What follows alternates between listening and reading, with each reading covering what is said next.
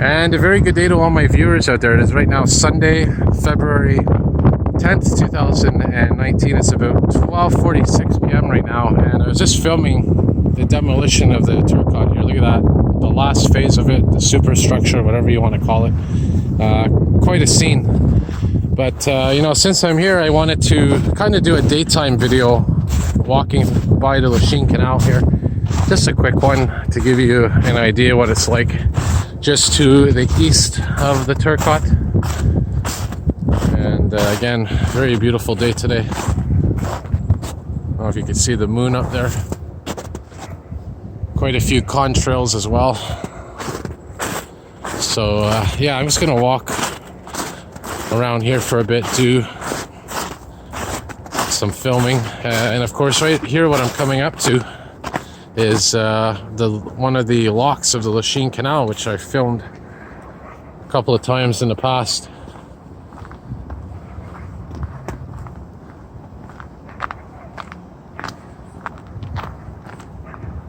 Let's try to watch where I walk here. And if you're hearing some dogs, it's because there's a dog park that just opened up right down there. But anyways, got to be careful here because of the ice, obviously. Don't want to take a tumble down there. But anyways, we're going to walk across this little bridge here coming up. And again, as I mentioned, these are the locks of the Lachine Canal. Whole idea is, from what I understand, the boats come in and the locks open up, the boats advance, and as soon as the locks close, the water level rises. So it's a very interesting contraption. Not functional right now, obviously, because it's winter. But I'll give you a nice little shot of it here. Now in the summer, the water is much higher than this. It's probably up to, you can see this measurement stick right there.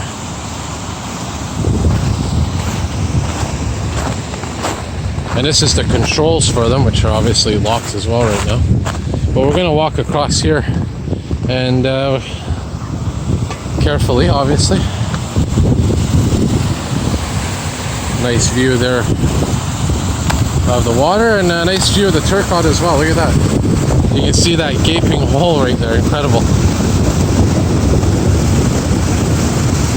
It's a lot of debris.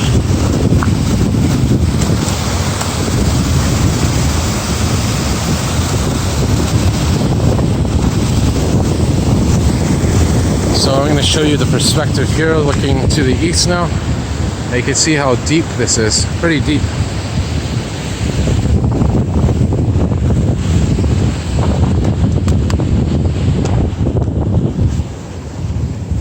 Oh yeah, and here's a building, by the way, that I was filming last year. That old abandoned grain silo, if you want to call it that. And I think one of my YouTube viewers, an urban explorer guy, Urbex, got some footage in there, or at least one that was similar to that building. I think it was in the old port, actually, where they had the big grain silos. But as I've said before, I wish they would keep this building in its original form and kind of make a museum or something, and let people go inside and explore what buildings were like at that time.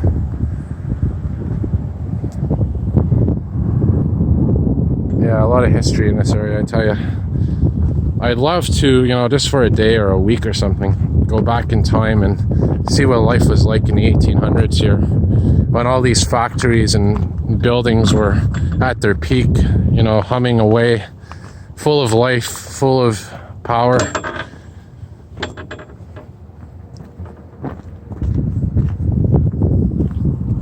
And, you know, just as this waterfall is kind of frozen,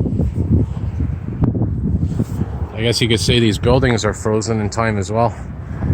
But I'm not going to do a long walk today. Like I said, it's a little bit cold. I got to watch the batteries, but just wanted to give you an idea of what's happening in this area. And, you know, for those of you that aren't able to come or see, and look at this, they're rebuilding the walls as well here of the Lachine Canal. Because as you may have seen in the other video, those walls are quite old, and they're putting some reinforced concrete here as well. You know, making it stronger. I look up there, it looks like a section of that building's collapsed where the roof is. You can see the blue sky right through it. So this building, you know, they're gonna have to do something with it soon. And of course here is St. Patrick Street. And the reason I'm going on St. Patrick Street is because the 37 bus, which is gonna take me to Angrion, is detouring here. So I'm gonna hop on board.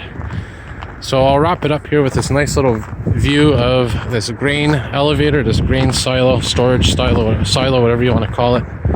Some kind of grain silo building. I think it's the Canada Malt building or something. I did a video, like I said, last year on this, but I forgot all the details and everything. I'd have to go back and check. But once all this renovation is complete here, I'm going to do another video from scratch during the day, during better lighting conditions. And yeah, now you see here there's a Canadian flag. That's because this is Canadian property. It's not Quebec or Montreal property. It's federal property. It's a national park, I believe, or falls in the jurisdiction of the Canadian government. So anyway, I'm going to wrap her up here, and have a good day, everybody. More videos to come.